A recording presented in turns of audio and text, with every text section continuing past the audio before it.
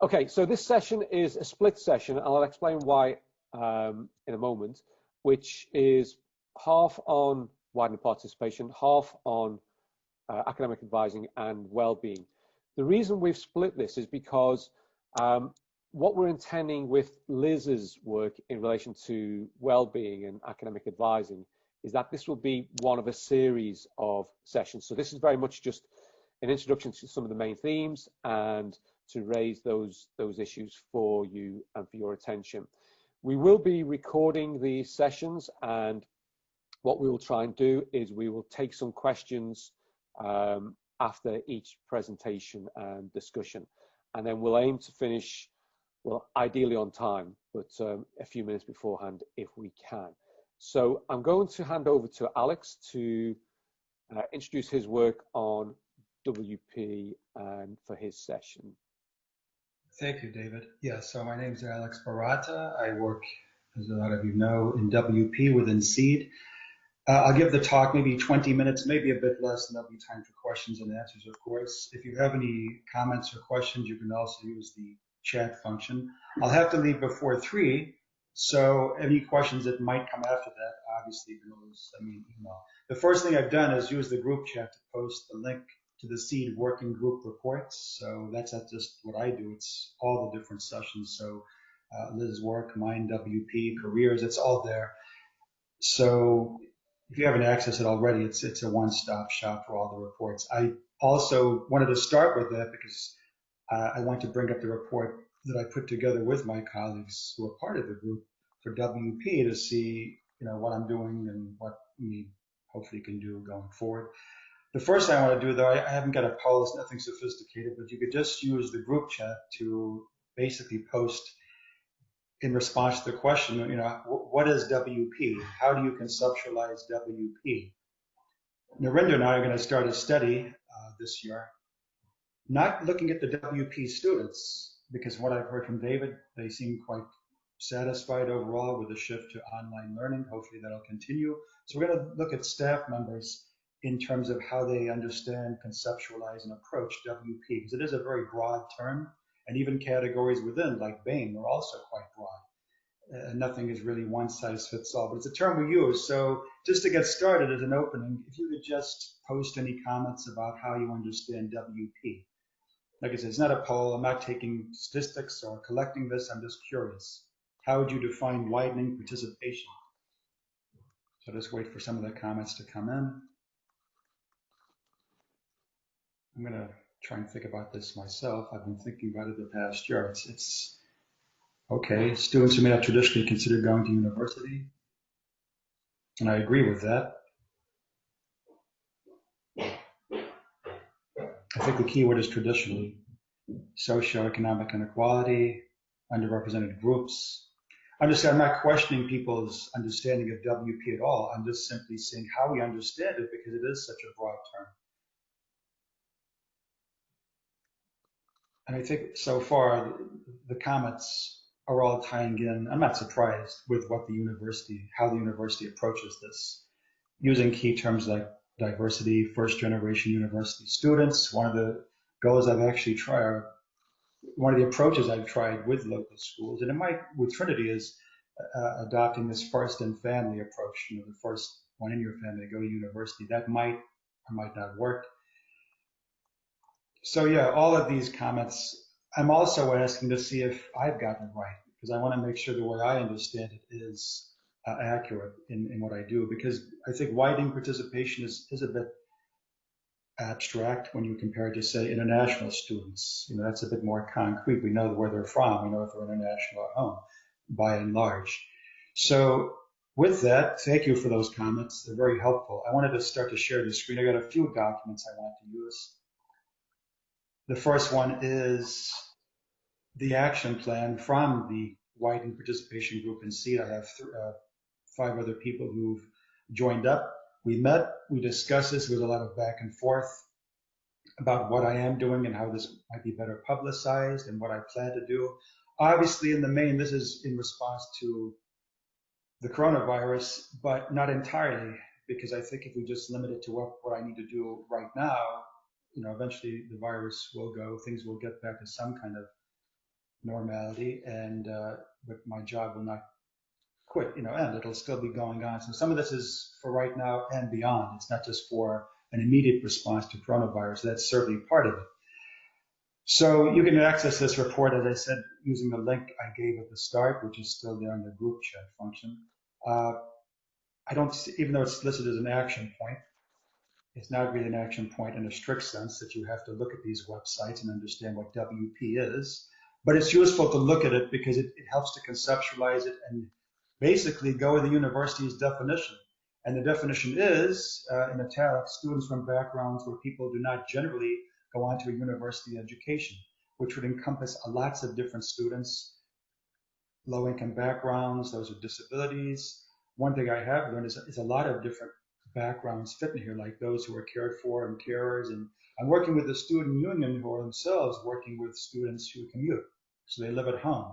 I don't know if living at home and coming to university is in itself, a category of being WP, or would suggest disadvantage per se, because maybe some people just literally live down the road.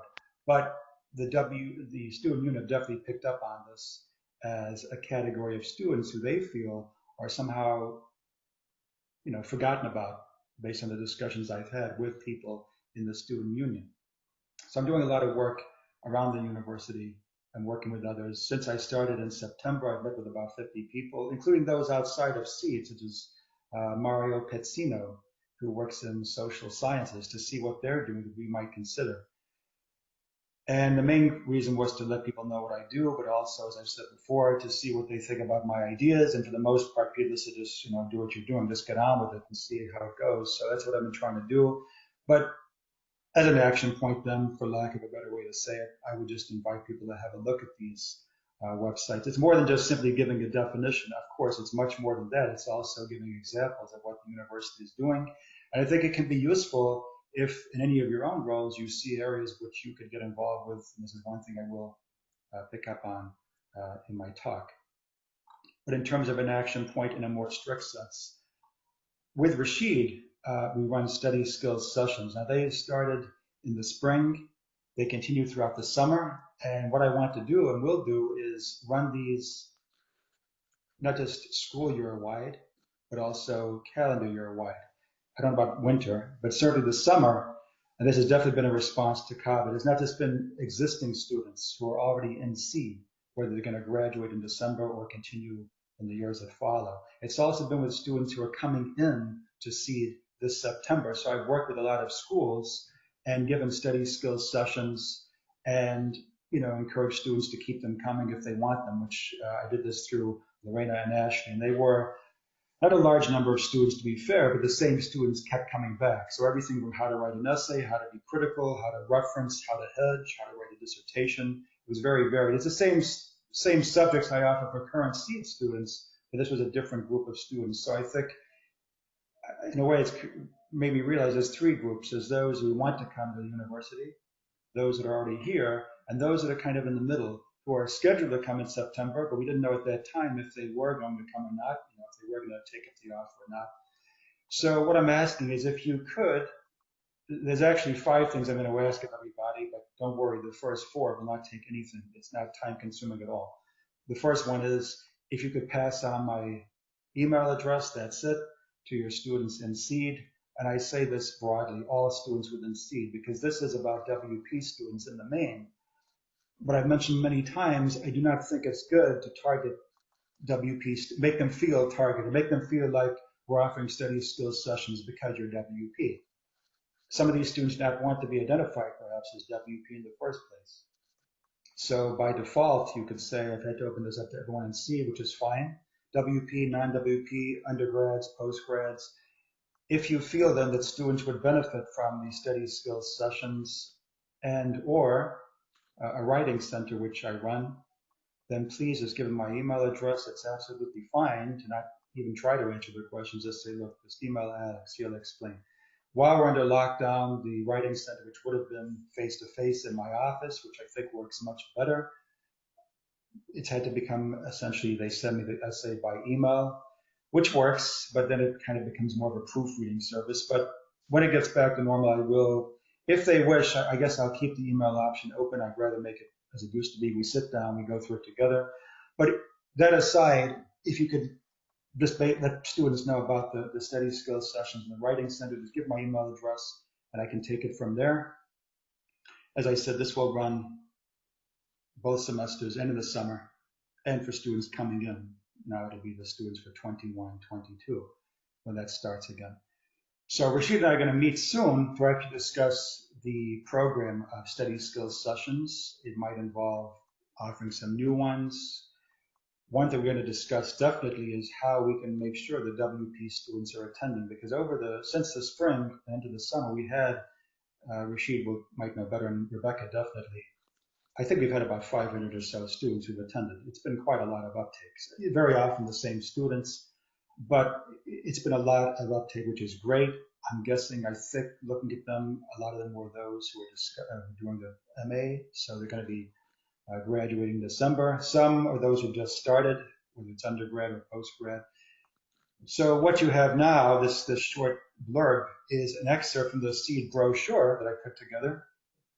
And it just gives my email address, obviously, and talks about both the study skills sessions and the writing center. So all I'm asking is if you could just let students know, give them my email address, that's it.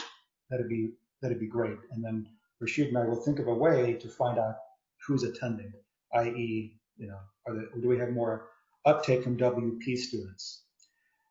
So that's ongoing.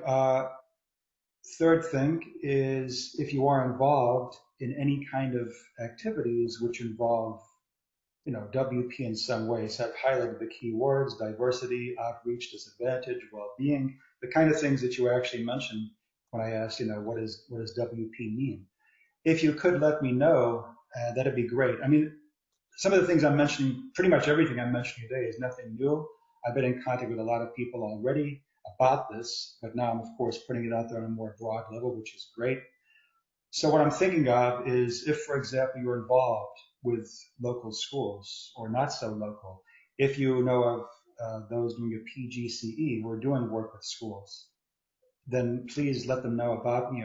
Please get in touch, because I'd like to not just give, it's not just about going out to schools, it's about working with them in a more extended way. For example, I'm working with the Black Rod Primary School I think it's in Yorkshire. I'm going to visit them soon.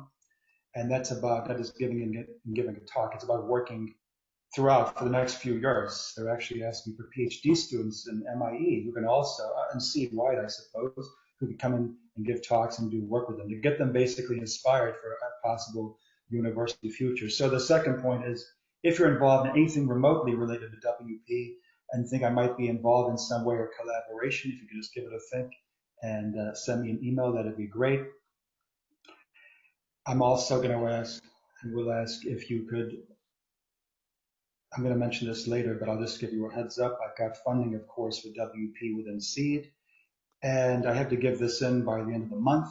But if you can think of any ways that money might be spent, I've already sent out an email to a few people, but if you could think of ways it might be best spent, that'd be great. I mean, obviously, it's up to me to make the call, but I think it should be collaborative, because there might be things, and this is why I met with so many people since September, to see, is anyone doing things within SEED that are not SEED-wide, as far as WP is concerned? Is geography doing something which the other SEED departments are not?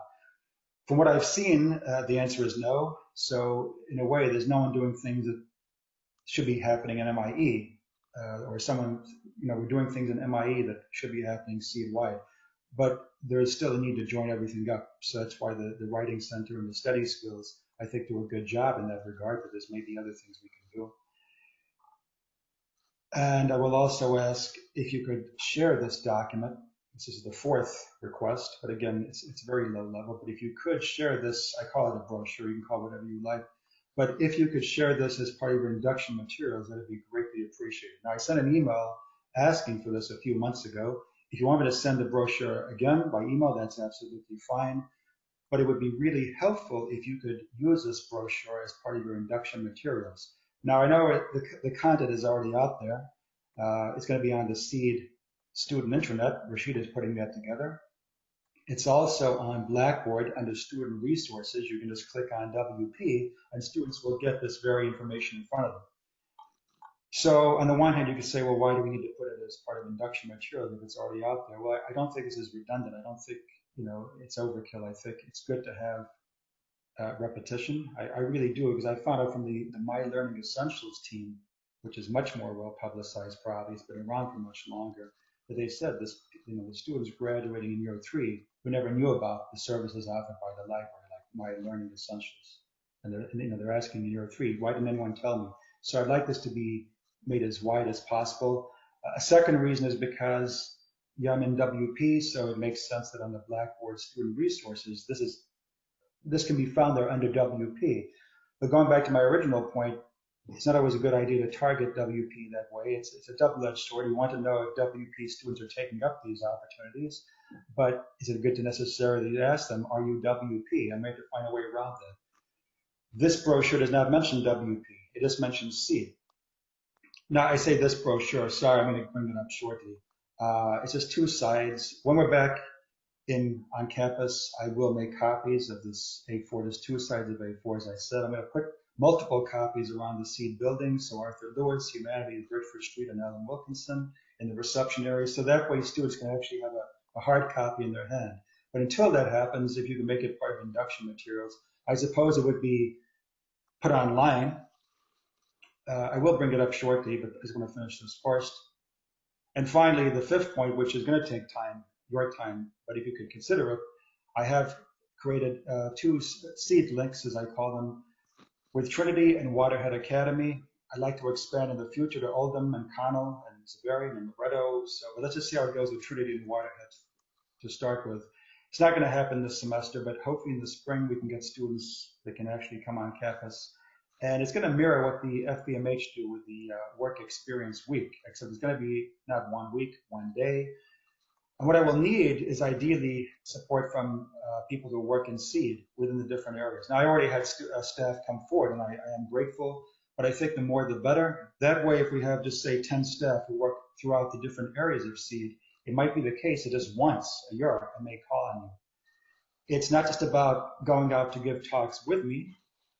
It's about the SEED links where the students come in to us, and I have it envisioned as a quick introduction of what SEED is, and then have very hands-on, so mini lectures, interviewing staff, maybe SEED staff giving talks about what they do, making it very, very accessible. That's the key word.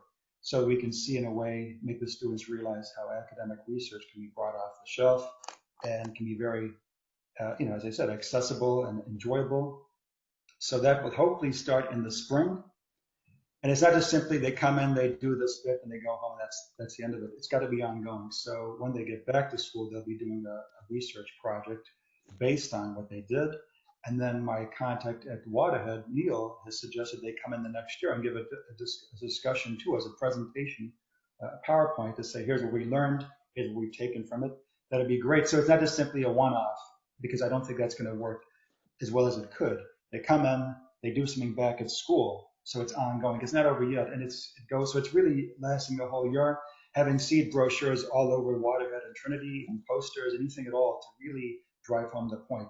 So if you would like to be involved with me at talks I give as part of outreach, and or the SEED links, that'd be great. Just obviously send me an email. It can be SEED lecturers, as it says here, members of staff, student ambassadors, PGCE trainees. That'd be also good. So this is asking for your time. The other requests are not really, but if you could get in touch, that'd be great. And as for some questions I put together, what do SEED students look like? Well, as I said, it's not one size fits all. The university makes contextual offers like grade drops, but that's one concrete way to approach WP, but it's based on first identifying who the WP students are. The SEED level student support that I offer with Rashid, well, I've already mentioned the study skills sessions. So it's about 12 different sessions, how to be critical, how to use references. In the summer, we actually looked at 4 MA dissertations of different, from a fail to a first, qualitative, quantitative, desk-based, and went over it chapter by chapter. So every session, the sessions are an hour, by the way, was introduction. Then the next one was literature review. They were very well attended. And the final question, WP students are not formally identified to staff. I can find out through Katrina, that's not a problem, but the this is a question I still have. Should we know who they are? Should they be identified to us? It would make things easier, maybe, but it's an open question. I'm just going to stop sharing just to bring up something else, which is the, sorry, not that one. Just give me a second. Yeah, this is the brochure I mentioned. So like I said, this is already on Blackboard and the student resources and the SEED student intranet. But if you could use this as part of induction, and like I said, even if it is just duplicating what's already out there, it is a little bit different in that it's not mentioning WP. So if they get this first before they see the student intranet or the Blackboard, and they're not mentioning WP, that might be a better approach. It tells them, what's on offer. It also, so the first page is what's going on within SEED specifically. The second page is what's offered university-wide. So that's open to everybody, of course. Counseling, My Learning, Students Union, support for online learning, which has been very relevant since the lockdown. The big white wall has been rebranded as togetherall.com, so that's also listed. It's all here. And part of this is, they ask what is a lingo of university in conversations with David. That's been brought up. Some students, I've seen this, maybe others have experience with this, they're not really in tune. What is the university language? I'm focusing more on the marking system, like what is a first, what is a 2-1, what is Blackboard, but anything at all that they might not understand. It's a balancing act. You want to make sure that students, it's not just WP, it's going to apply to all students, even students asking me, do I call you sir, this kind of thing. It's good to know, but not to make students feel patronized. So again, it's a bit of a balancing act. And finally, just to show you what's on Blackboard, the same information that you just saw, here's what it looks like on Blackboard under student resources. A little bit more detail, such as the sample of topics for the study skills sessions. I didn't include this on the brochure because it would have gone over 2 sides. I think 2 sides is just enough. But the same information is all there. So just to wrap up, and then I can take any questions you might have.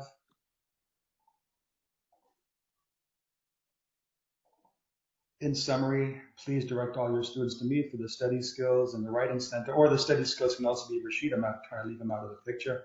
The 2 of us run the skills. I do the writing center by myself, so please let them know. Please consider using the SEED brochure as part of your induction materials. If you want me to send the Word document, I can do that. That's not a problem. But by all means, mention the Blackboard student resources and the SEED student intranet where they can find the same information. Again, if you work in WP, or not in WP, but in areas relevant to WP, please get in touch with me. We can work together, collaborate, outreach with schools, or just bypass me and just put put the schools in touch with me. That's fine too. As for the funding, it's $28.28 for the next student year. $1,500 is already earmarked for post-offer holder visits, which hopefully will take place in the spring, which means there's 1,328 pounds available. If you have any suggestions where you think that might work well, Lorena suggests it should be more in the area of retention, because there's a lot of things in place already for recruitment. So I'm open to all suggestions, but I have to have this in, not from you, I have to have this to Helen Davenport by the 30th.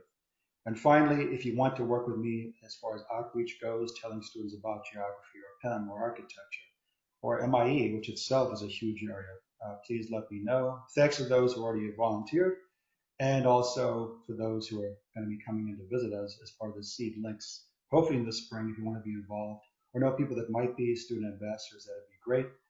Okay, that's my talk, just under 25 minutes. If you have any questions, we have about 6 minutes before Liz starts, so let me know. I'll send the brochure out again.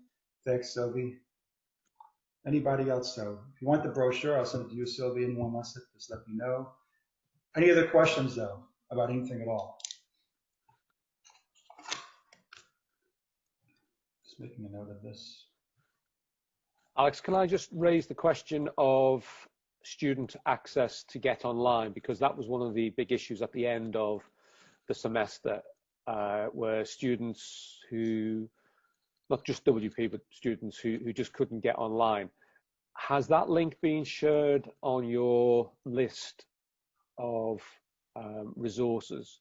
And if not, can it be? So for instance, the Get Me Online University. So the university's still got a commitment to support people to get online where where they may be having difficulty, and it's just something we need to keep an eye on.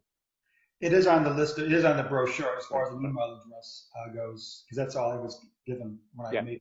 I sent an email to all staff. Have students mention this as an issue. Only had about 2 responses, maybe 3, which is fine, but that's what I got from it. So that is on the brochure, both online and the Word document, which I will send out. Great. So yeah, in a nutshell, I'm just asking for people's help. But as I said, of those 5 requests, the first 4 are nothing more than just giving an email address to students. But it would be very helpful because I'm hoping to get a lot more WP students to sign up for the help that's on offer, and we'll see how it goes. Okay. Thank you. Thanks, Alex. And again, if we get time at the end, we'll pick up any questions. And Alex is being very generous in asking you to share his email address to all the students. Yes. So hopefully, I'd rather get more students pounding on my door than the opposite, where it's a dry spell and no one's getting in touch. And one of the things I keep saying to Alex is that he can't do all of this by himself. So we're always looking for people to work alongside Alex if you can. Okay, we're now going to pass on to Liz, who's going to talk about academic advising and well-being. And as I've mentioned, given where we are and the challenges that we face, this is kind of an introduction to where we are. It's not the everything that we're dealing with at the moment. So over to Liz. Thanks, David. Yeah, so I'm Liz Birchinall, and my day job is actually the Programme Director for the Primary PGCE in MIE, so I train primary teachers, but I'm also the Associate Director for Academic Advising and Student Wellbeing in SEED. You may recognise my name from the Liz's Links emails, which I send out quite regularly, and I trawl through the plethora of resources available, and I link you to those services and resources that I think might be useful in your role as academic advisors. So, as you know, the academic advisor role has 3 aspects to it: academic support, pastoral support and wellbeing, and finally employability. And we will not have enough time in the next 30 minutes to share all the available resources for each of those areas. So we will have several webinars over the year focusing on each of those aspects. So today is very much an introduction and just a signposting and highlighting for you. In the meantime, I'm going to paste a link into the chat, which links you to the Academic Advisors Toolkit. And this hosts all the resources for academic advisors. It's an excellent site and I highly recommend it to you.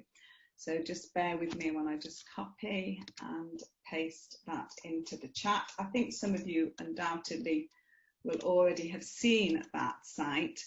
And I think one of the really useful things, I'm just going to share my screen, is the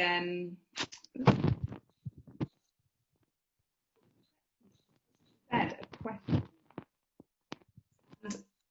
That I think alone is really useful. So hopefully you can see my screen too. So this is the first page, the front page of that website, the Academic Advisors Toolkit. You have to scrolling down, it's a really large page. So you can see it outlines the rationale for academic advising. There's courses, online courses in it, what to do in a crisis and emergency if an advisee has one. And as we go further down here, those are the 3 particular areas of our role that it focuses on and provides resources to. And finally, here we go, the A to Z of topics. And if I just click on that, hopefully it will share that page. It shows you all the various topics that you may end up being asked about. So that's really useful. Put it on your favourites somewhere. So if you have a query, you've got that accessible. You've got that accessible to you. And the other website, just for now, I want to mention to you is the student support website. This is a single point of truth for students of all the services and information that's available to them. And it's also, in my view, an excellent website.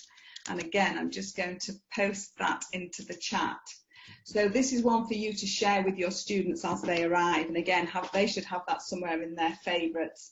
As a it has all the most up-to-date information for them on so many different aspects that are important to them. So I'm just going to again share the front page only with you. Bear with me while I do that. Hopefully you can now see that, the front page of the student support website. And again, you have to keep scrolling down to see all the key areas that students can get support in. So at the moment, the spotlight is on obviously settling in and on the coronavirus, of course. But then it covers, as I scroll down, lots of other really important areas from to do with immigration, visas, fees, funding, wellbeing, all different areas. So again, this is something, that link, which I get out to your trainees, or we call our teacher trainees in my programme students, once they arrive. So that would, those two websites are probably really useful for you to share with your colleagues if you're a programme director, if you're teaching and learning director, just so that our colleagues feel that they have access to a range of resources. Over the year, I will highlight those resources in more detail. There is so much on there. It's a plethora of resources. So over the year, in different webinars, we can look at them in more detail. So it's just to kind of give you an update on that. I think I keep covering my microphone. Sorry about that, folks. I shall try not to do that. It's because every time I move my mouse, it happens. So any questions you've got at the moment, if you don't mind putting them in the chat, because the next part of the talk, we're going to meet a range of staff from student services, so you can put faces to names and see what they offer. But you might have queries, so keep populating the chat with queries, and that if any of us from student support can answer them during the session, we will. If not, after the session, I'll find answers and I'll email it back to you through Liz's links. So first of all, I'm going to pass you over to Janice Dodds and her team from Seed Student Support to introduce themselves. And many of these names you might recognise from email, but you've never seen them. So over to you, Janice, please. Okay, my name's Janice Dodds, and I think some of you will probably already know me. I manage the student support and guidance team for SEED. So my main responsibilities are for pastoral support for students, and I kind of specifically deal with sort of any students in crisis, students with complex needs, students where we might need like a sort of cross-service case conference, for example. I also manage the mitigating circumstances processes across the school and attend all of the mitigating circumstances panels. I sort of manage complaints, appeals, sort of academic malpractice, sort of fitness to study procedures, conduct and discipline procedures. I think they're the main areas that I deal with. I work with Daniel, Liam, Rashid and Rebecca. So I'm just going to hand you over to each of them in turn so that they can just say a little bit about what they do and what you would sort of contact them for. So over to Daniel first, who many of you will know because Daniel and I have been working together for quite a long time.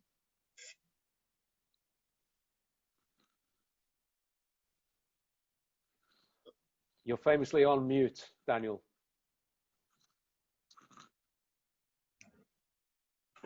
Hi, I'm Daniel. I work for student support team. I'm a supporting assistant. You probably know me from the past because I was sending out the UEQs and external examiner report. I'm normally the first contact for staff and for students for any kind of query.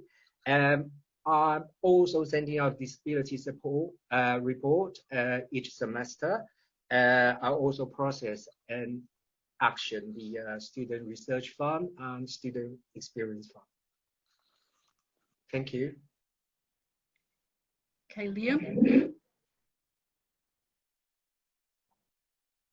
Hi everyone.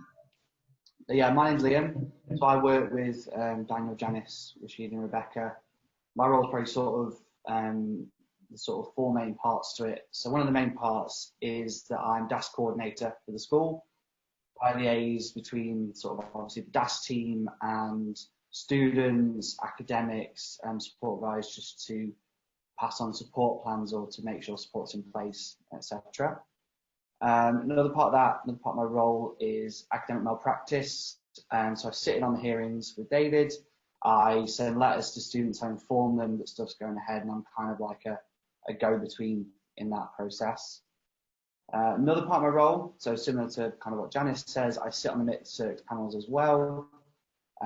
So there may be students who come out of those panels that we need to get in touch with because there's concerns, etc. So I will kind of do that. And then also sort of student welfare and pastoral support. I support Janice a bit with that. So for a bit of background, I've got a mental health first aid certificate, and I'm from a counselling background. So I can sort of help with a lot of the mental health side of things, whether it's sort of crisis or what have you as well. All right, thank you. Rashid? Hi everyone. So yeah, my name's Rashid. I'm the Student Support and Engagement Officer for SEED. My background, it was in university lecturing English and also student support and guidance. I've been in this role since January. Within this role, I'm here to kind of develop and provide measures of more proactive and preventative support to students, to respond to and support students with academic and wellbeing or support needs, and also to oversee the kind of student engagement strategy within SEED, looking after things like our engagement monitoring processes and supporting Rebecca in developing events to kind of get students more involved. So on a day-to-day basis, I can advise students anything related to their circumstances, a little bit about academic appeals, signposting to other services and working out with the student what the most appropriate kind of service or support that they need would be. And then, yeah, as I said, in addition to the support role, improving and facilitating better student engagement, so by things like our engagement monitoring process, putting on academic skills sessions and events throughout the course of the year. Thank you. Okay. Rebecca? Hi everyone, so I'm Rebecca. I work closely with Rashid, so I am SEED Student Support and Engagement Administrator. So a lot of kind of what I do links in with what Rashid does. So again, it's kind of proactive support, signposting students to different services. We also offer our online drop-ins, so we kind of chat to a lot of students through there. On the side of that, I support with the engagement monitoring as well. So that's like emailing students who are kind of maybe not logging into Blackboard as much as we'd expect them to or would like them to. So it's kind of reaching out and making sure everything's okay with them and then helping if we need to. I'm also kind of managing the Facebook page at the minute. So we're using that as a way of kind of sharing helpful resources, especially now key messages from the university about kind of joining and what's changed. And I set up a few engagement events. So I think some of you may have seen last year we did kind of like a SEED careers event, International Women's Day. So I kind of like getting involved in that and seeing how we can support students that way. At the minute, although it's kind of taken a bit of a back burner, I'm looking at kind of leading on developing a pilot for mental health first aid. No, sorry, for peer mentor mental health scheme. But with everything that's kind of going on, that's kind of taken, as I say, a bit of a back burner, but that's something that we'll be looking at kind of picking up and piloting with students. And similar to Liam as well, I've also got a mental health first aid training, so I can also be there and assist in any sort of kind of crisis that might arise. So yeah, that's me. Thank you. Thank you to Janice and her team, and they were enormously helpful to me in my role last year. So I think it's great that we can see them and we know what aspects of their role that they support you and students with. And I'll also get their contact details sent out by Liz's links after this session as well. So it's great to have them as to advise you and help and support and signpost you as academics when you're dealing with perhaps some students that need specific help. Thank you for that. And next up, I'd like to invite Spencer Davis to talk to us. He's the Head of Advice and Response in the Campus Life Division and the Director of the Student Experiences. And what he's going to talk to you about is actually what is the university model of support and wellbeing here. So over to you, Spencer. Thank you very much, Liz. Good afternoon, everybody. my name is Spencer, as Liz said. Give me 1 second to get the technology going. There we go. In the tried and tested fashion, I've made probably a massive slide deck, and I'm probably going to ignore half of them, because I think actually kind of following on from what people said, I think the best way to sort of pitch what I'm going to talk about is really to kind of talk about how my area, which I guess is a central DSE campus life area, fits in with what Janice and her guys do in school, which very much fits with what you all do as part of your jobs. So my job title is Head of Advice and Response. I've only been at the university 6 months, so as you can probably anticipate, most of that has been at my kitchen table. So I've seen very little of the building, but nevertheless,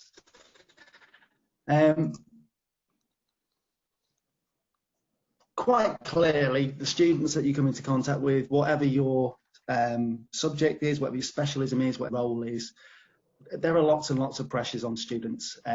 If we were in a traditional lecture theatre setting or a seminar room, I would do a bit of a discussion on this, but I think we're all aware of the sort of pressures that are on students, and indeed on us as staff as well.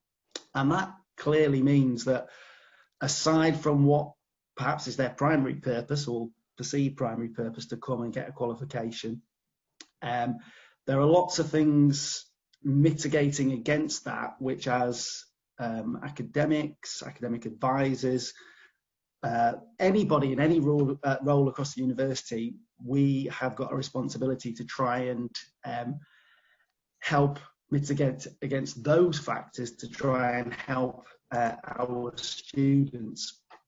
Again, you know, really good to hear Janice and her team speak, because I think it really just highlights the fact that it's very much a partnership approach when it comes to supporting students. Prior to the job that I now am doing at the university, I worked in a sixth form college for nearly 20 years.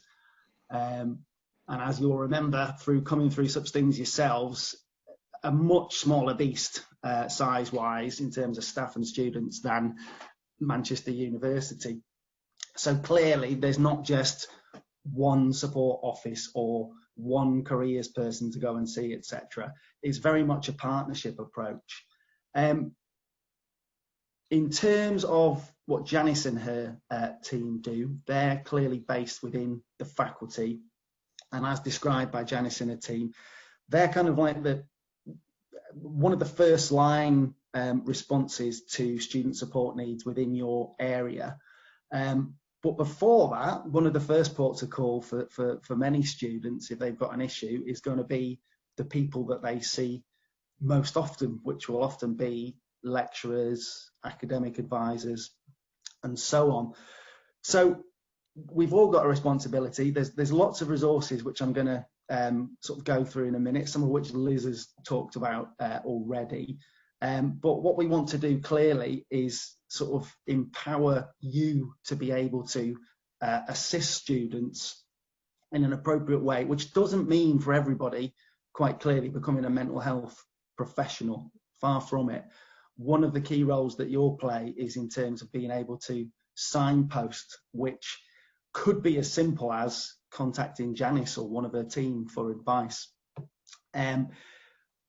I've got the student as part of the partnership there, and that's really just to highlight that quite clearly what we want to sort of transmit to our students is their role in maintaining their well-being, because well-being clearly is, well, it's a continuum, as I'm sure we all know, and all of us, to more or less an extent, sort of slide from more or less well to more or less not well at various times, perhaps even on a daily basis. So what we want is to try and help students stay as far as possible in the well end. I'm not going to go through this in detail. This is available through the student support website that Liz talked about.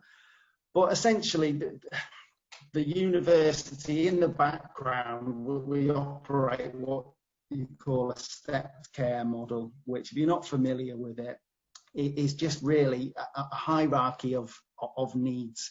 5 being the most pronounced mental health needs, which might involve risk of serious self-harm, might be serious psychosis, etc. And most of us, if you're working in a school, most of the things that you'll come across will be towards the lower end. So it might be the promotion of positive mental health.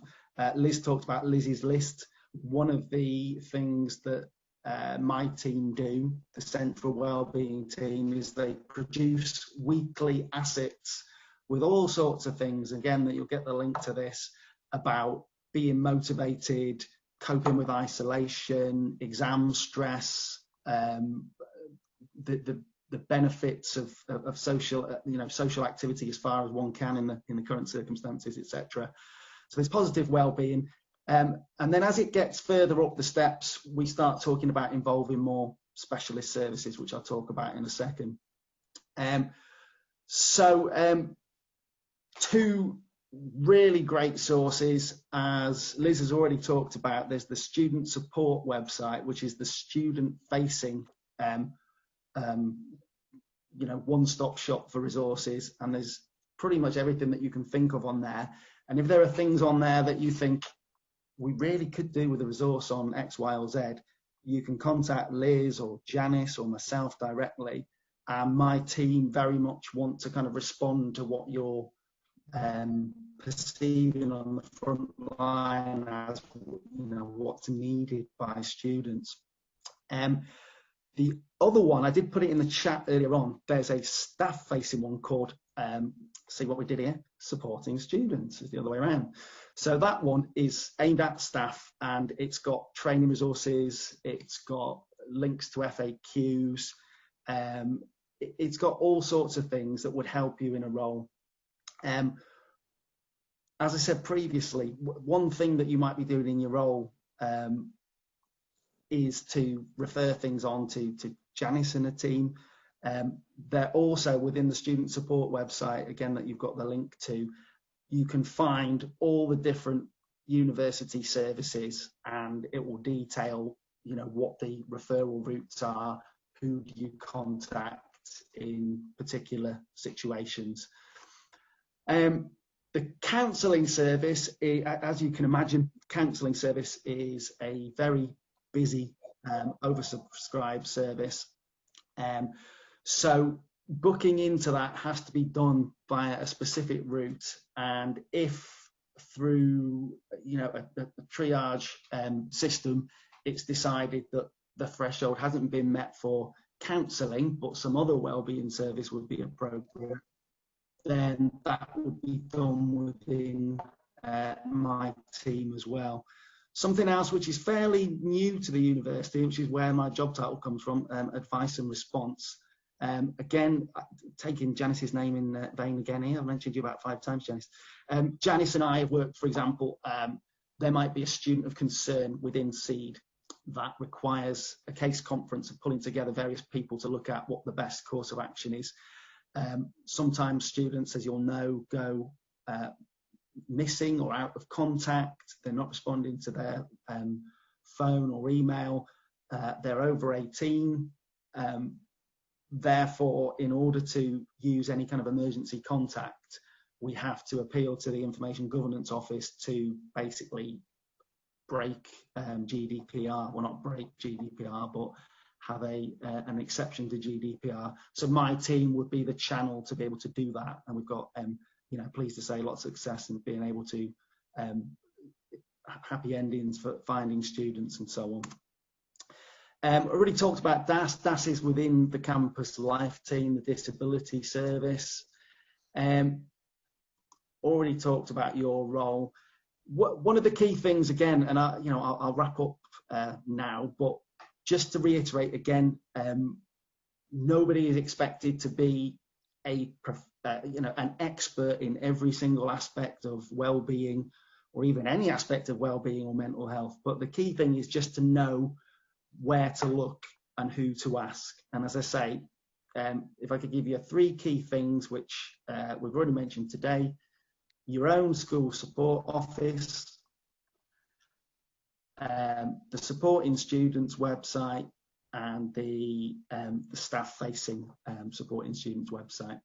Okay, so if anybody has got any questions they want to put in the chat quickly now, either for me to answer now or as we go on, I'd be more than happy to do so. But if not, I shall pass back to Liz. Okay, thank you so much for that, Spencer. That's really helpful. And again, if there are any questions that come up later, I'll make sure that we get those answered, and we can email back to you if we can't answer them now. So this last section now, finally, I want to update you on our Academic Advisors Working Party and the outputs from that. So it was clear, obviously in lockdown, March, that moving support services online during the pandemic was not without its challenges. I think we could all agree. So as with other associate directors, I was tasked with setting up a working party to look at what online academic advising might look like going forward this year. So I'd like to thank my colleagues, Ross Jones, Johnny Cook, Sarah Macquarie, Ola Demkovic and Alex Baratta, who you saw earlier. So we formed a working party to look to provide some guidance, and we were limited to 2 pages of guidance, because we know how busy you all are, and we thought that you're more likely to read 2 pages than an extensive document. And so we've produced that 2-page document, which is now on StaffNet. I'll just post the link to that document to you now, which is there. I'm not going to share the document here with you, but I'm just going to sort of indicate the areas that this document covers. So firstly, it talks about how you can build effective online relationships and maintain regular communication with your advisee. And there's a link there to interacting with students remotely. I didn't write all these. Many colleagues within the university have written some of these guidance documents. Christine Rogers in Biomedical Sciences, I must thank too, who's done a lot of work on this. So again, there's guidance there in the chat for working remotely with students.